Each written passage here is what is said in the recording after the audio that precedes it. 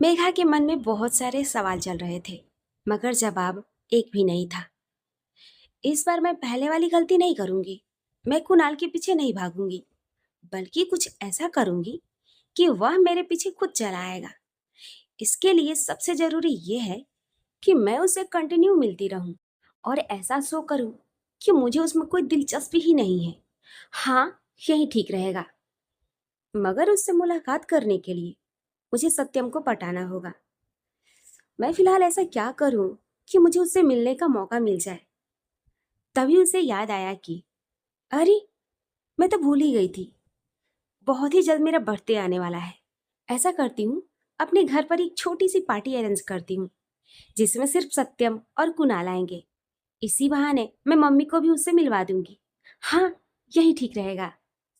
ऐसा सोचते ही उसे बहुत तसल्ली हुई और अब वह आगे का प्लान तैयार करने लगी।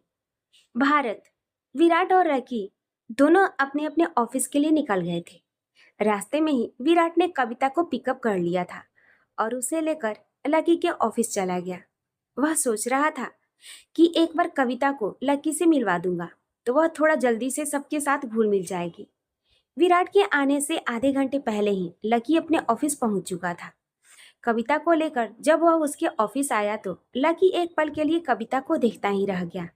ओ माय गॉड, भाभी की बहन कितनी खूबसूरत है। अब तो यह पहले से भी ज्यादा सुंदर दिखने लगी है। लगता है भगवान ने उनके परिवार पर कुछ ज्यादा ही नजरें इनायत कर दी है। अपने मन में ऐसा सोचते हुए वह कविता की तरफ देखे जा रहा था। लकी को इस तरह अपनी तरफ देखता हुआ पाकर कविता असहज महसूस करने लगी थी। विराट ने भी इस चीज को महसूस किया तो उसने हल्के से खांसकर अपनी उपस्थिति का एहसास दिलाया तो लकी चौंक गया। तुम लोग खड़े क्यों हो? बैठो विराट। और ये लड़की तो शायद भाभी की बहन है ना? उसने अनजान बनने का नाटक करते हुए कहा। विराट तो सब कुछ समझ रहा था, इसलिए उसने भी उसका साथ दिया। तुमने बिल्कुल ठीक समझा, ये अनु की छोटी बहन कविता है। वैसे शादी में तो तुम मिले ही थे इससे। हाँ, मैं मिला तो था, मगर मैंने इन्हें गौर से थोड़ी ना देखा था। लकी ने विराट की बातों का जवाब देते हुए कहा। फिर कविता को बैठने का इशारा किया। पढ़ाई के साथ साथ यहाँ काम करने में आपको परेशानी तो नहीं होगी? परेशानी तो होगी, मगर मैं मैनेज कर लूंगी, क्योंकि यहाँ पर आने जाने का मेरा टाइम फिक्स नहीं होगा। बट आई प्रॉमिस, काम के मामले में आपको मुझसे कोई शिकायत का मौका नहीं मिलेगा। लकी की बात सुनकर कविता ने जिस अंदाज में जवाब दिया था, उससे सुनकर वह समझ गया था कि ये लड़की जहीन होने के साथ साथ स्मार्ट भी है। तो फिर ठीक है, आइए मैं आपको काम समझा देता हूँ। बाकी आपकी हेल्प के लिए और भी लोग हैं। अगर कोई प्रॉब्लम हो तो बताइएगा। इतना कहते हुए लकी उसे मिस्टर सिंह के केबिन में ले गया और उसे काम समझाने लगा। उन दोनों को बिजी देखकर विराट ने बाय कहा और अपने ऑफिस के लिए निकल गया। कविता बड़ी तल्लीन होकर कंप्यूटर में काम कर रही थी और पास खड़ा लकी बड़ी गौर से उसे देख रहा था। न जाने क्यों उसके चेहरे से नजर हटाने का उसका मन ही नहीं कर रहा था। उसके दिल में एक अजीब सी हलचल होने लगी थी। उसका दिल कर रहा था कि वह उसके सामने बैठकर उसे देखता रहे। कविता को नॉलेज तो था ही, इसलिए उसे काम समझने में कोई परेशानी नहीं हुई। थोड़ी देर के बाद जब उसने कंप्यूटर से अपनी नजरें हटाई तो उसने देखा कि लकी अभी भी उसके सामने बैठा हुआ उसे घूरे जा रहा था। Any problem sir? कविता ने लकी की तरफ देखते हुए सीरियस होकर कहा तो जैसे वह होश में आया। नो नो नो, कोई प्रॉब्लम नहीं है। मैं तो बस देख रहा था कि आप काम कैसे करती हैं। लकी ने हड़बड़ाते हुए कहा, क्योंकि उसकी चोरी पकड़ी गई थी। इसी चक्कर में वह गिरते गिरते बचा। वैसे आपको कोई प्रॉब्लम हो तो मुझसे पूछ लीजिएगा। इतना कहकर वह बड़ी तेजी से वहां से चला गया। उसकी घबराहट देखकर कविता को हंसी आ गई। कमाल का आदमी है। ऐसा कहते हुए वह अपने काम में बिजी हो गई। दूसरी तरफ लकी अपने ऑफिस में आकर बैठ तो गया था, मगर उसकी आंखों के आगे अभी भी कविता का चेहरा घूम रहा था।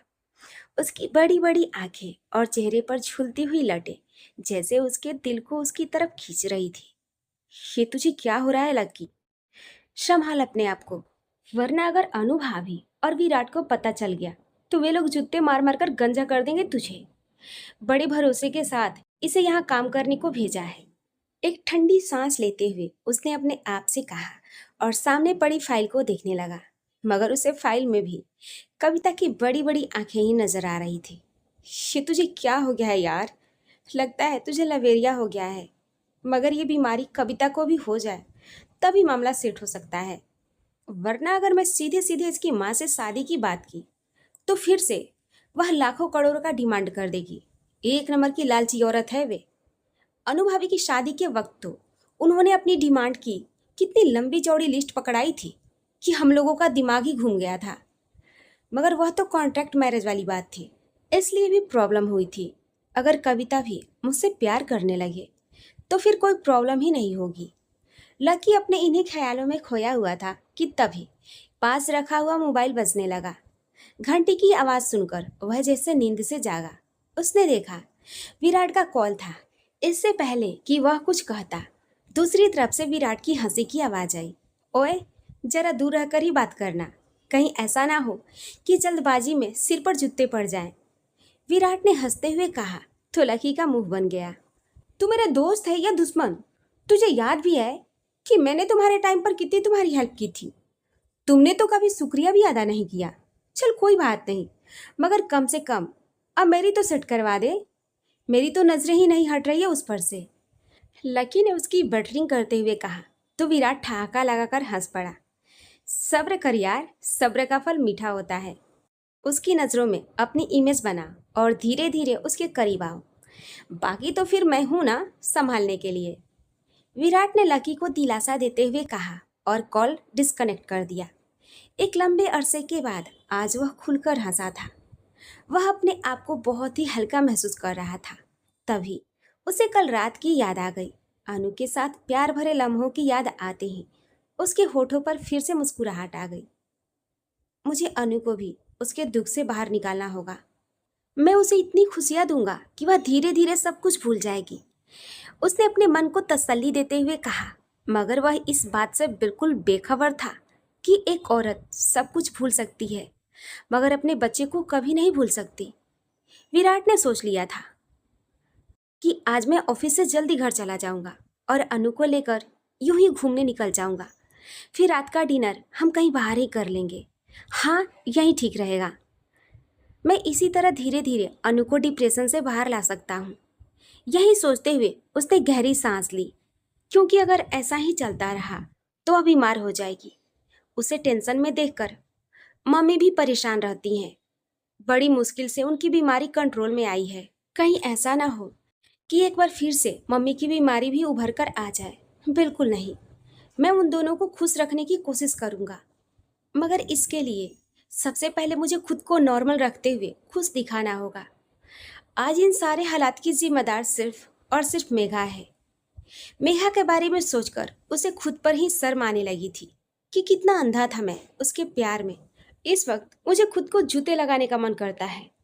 उसने तो उसी दिन मुझे और मेरे प्यार को ठुकरा दिया था, जिस दिन उसने मेरी मरती हुई माँ के बारे में सोचने के बजाय अपने कैरियर को चुनते हुए अमेरिका जाने का प्लान बना लिया था।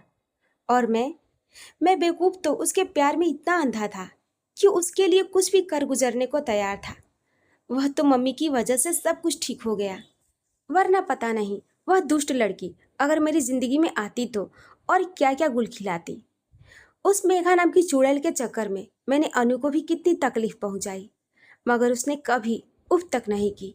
ये सारी गलती मेरी है, मेरी वजह से ही आज ये सब कुछ हुआ है। मगर फिर भी अब जो कुछ भी मेरे पास बचा है मैं उसे बिल्कुल भी नहीं खोना चाहता हूँ। जिस दिन वह मेघा की बच्ची मुझे मिल गई, मैं कानून की परवाह किए बगैर उसे गोली मार दूंगा। इस तरह बहुत से सवाल विराट के मन में चल रहे थे।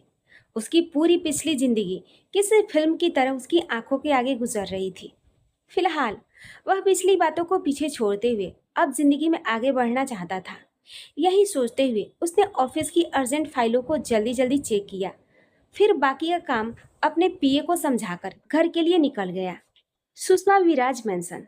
समय से पहले विराट की गाड़ी को बंगले में आता हुआ देखकर सुषमा जी के साथ साथ अनु भी चौंक गई। आज विराट इतनी जल्दी कैसे आ गया? उसकी तबीयत तो ठीक है ना? सुषमा जी ने खुद से ही सवाल किया और देखने लगी। अनु इस वक्त आयान को गोद में लेकर टहल रही थी। हम्म, तो लगता है मेरा ही इंतजार हो रहा था। विराट उन सबके करीब आकर मुस्कुराते हुए बोला तो सुषमा जी भी मुस्कुरा दी। आज तुम इतनी जल्दी घर कैसे आ गए? सब ठीक तो है ना? सब कुछ बिल्कुल ठीक है मम्मी। बस आज ऑफिस में मेरा मन नहीं लग रहा था, तो मैंने सोचा क्यों ना मैं घर चलूं और आप सबको लेकर कहीं बाहर घुमाऊं। विराट ने अपनी मम्मी की बात का जवाब देते हुए अनु की तरफ देखा, जिसकी आंखों में अभी भी उदासी छाई हुई थी। सुषमा जी भी विराट के मन की बात समझ रही थी। उन्होंने भी अनु की तरफ देखा और धीरे से मुस्कुराई। बहुत अच्छा सोचा है तुमने। आज मौसम भी बहुत अच्छा है। ऐसा करो, तुम और अनु दोनों कहीं घूम फिर आओ। मैं और अनु ही क्यों, आप और अयान भी चलेंगे हमारे साथ, तभी तो अच्छा लगेगा। जरा हमारे नन्हे शहजादे को भी बाहर की हवा खिला दी जाए। विराट ने अनु और अयान की तरफ देखते हुए कहा। नहीं विराट, मैं अयान को लेकर घर में रहूंगी, तुम अनु को लेकर चले जाओ। घर में हर वक्त गहरी सोच में डूबी हुई रहती है। अगर ऐसा ही हाल रहा तो वह बीमार पड़ जाएगी। सुषमा जी ने जोर देते हुए कहा तो विराट ने उनकी बात मान ली। अनु, जल्दी से जाकर तैयार हो जाओ, आज हम लोग बाहर चल रहे हैं। मगर मेरा कहीं जाने का मन नहीं है। क्या यार तुम भी, देखो मेरा मूड ऑफ मत करो। मैं तुम्हें कहीं शादी या फंक्शन में जाने की बात थोड़ी ना कह रहा हूँ। हम लोग बस लॉन्ग ड्राइव पर चलेंगे। कितना लंबा अरसा हो गया है कि हम लोग कहीं साथ में घूमने नहीं निकले हैं। विराट ने नाराजगी जताई। प्लीज़ विराट, मैंने कहा ना, मेरा बिल्कुल भी मन नहीं है। और वैसे भी मम्मी जी की तबीयत भी ठीक नहीं रहती। मैं आयान को उनके पास छोड़कर नहीं जाऊंगी। बहुत शैतान हो गया है वे। तुम्हें मेरी फिक्र करने की ज़रूरत नहीं है। अनु, मैं बिल्कुल ठीक हूँ। अरे, मैं तो तुम्हें उदास देख देख कर बीमार होती जा रही हूँ। तुम खुश रहोगी तो मैं अपने आप ठीक हो जाऊंगी। वैसे भी क्या तुम इस बात को भूल गई कि तुमने ही मुझे मौत के मुंह से बाहर निकाला है? सुषमा जी ने बड़े प्यार से उसकी तरफ देखते हुए कहा तो अनु कुछ बोल नहीं पाई। लाओ, अयान को मेरे पास दो और तुम जाकर तैयार हो जाओ। और हाँ, अंदर जाओगी तो जमुना काकी से कहना हम सबके लिए कॉफ़ी बना दे। सुषमा जी के जोर देने पर अनु ने माना नहीं कर सकी। उसने चुपचाप अयान को उनकी गोद में दिया और बंगले के अंदर चली गई। विराट उसे जाता हुआ देख रहा था। सुषमा जी अपने बेटे की मन की बात समझ रही थी। अभी तुम्हें अनु के ऊपर बहुत मेहनत करनी होगी बेटे, वह बहुत टूट गई है। एक माँ के लिए अगर कोई सबसे बड़ा दुख होता है तो वह अपने बच्चे को खो देना। जन्म के बाद संतान अगर जी ना पाए तो फिर भी दिल को थोड़ी तसल्ली हो जाती है, मगर वह कहीं खो जाए तो इंसान जीते जी मर जाता है। इस वक्त उसे इमोशनल सपोर्ट की ज़रूरत है और मैं जानती हूँ कि मेरा बेटा सब कुछ अच्छे से संभाल लेगा। सुषमा जी ने जब ये बात कही तो विराट के दिल को बहुत ही तसल्ली मिली। मैंने शुरुआत तो कर दी है मम्मी, बस दुआ कीजिए सब ठीक हो जाए। मैं आप दोनों में से किसी को भी खोना नहीं चाहता। इतना कहते हुए विराट ने अपनी मम्मी के कंधे पर सिर रख दिया और अपनी आंखें बंद कर ली। दिन में ही सो रहे हो बिटवा, और आज घर भी जल्दी आ गए। तुम्हारी तबीयत तो ठीक है ना? उठो, अब कॉफ़ी ठंडी हो रही है, चलो पी लो। जमुना काकी की आवाज़ सुनकर विराट ने अपनी आंखें खोली। मैं ठीक हूँ, आपके हाथों की कॉफ़ी पीने की इच्छा हुई, इसलिए घर जल्दी आ गया। विराट की बात सुनकर जमुना काकी हंस पड़ी। कहाँ है मुझ बुढ़िया को बेवकूफ़ बनाते हो बिटवा? ई कहो ना कि मुन्ने राजा की याद आ गई। इतना कहते हुए वह अंदर चली गई। लगभग 10 मिनट के बाद अनु तैयार होकर आ गई थी। लाइट पर्पल कलर की साड़ी में वह दमक रही थी। उसके खुले बाल हवा में लहरा रहे थे। चेहरे पर कोई भी विशेष मेकअप नहीं था, मगर फिर भी वे अद्वितीय सुंदरी लग रही थी। विराट उठकर खड़ा हो गया था। वह उसके पास गया और बोला, हमेशा की तरह तुम बहुत प्यारी लग रही हो, मगर मुझे तुम्हें एक चीज की कमी लग रही है, वे भी थोड़ी बहुत नहीं बल्कि बहुत ज्यादा। उसकी बात सुनकर अनु ने अपनी बड़ी बड़ी कमल जैसी आंखें उसके चेहरे पर गड़ा दी और सवालिया नजरों से उसे देखने लगी। इस तरह खामोश नजरों से मुझे क्यों देख रही हो? पूछोगी नहीं कि क्या कमी रह गई? विराट उसके करीब जाकर धीरे से बोला। उसकी बात सुनकर अनु धीरे से मुस्कुराई और बोली, क्या?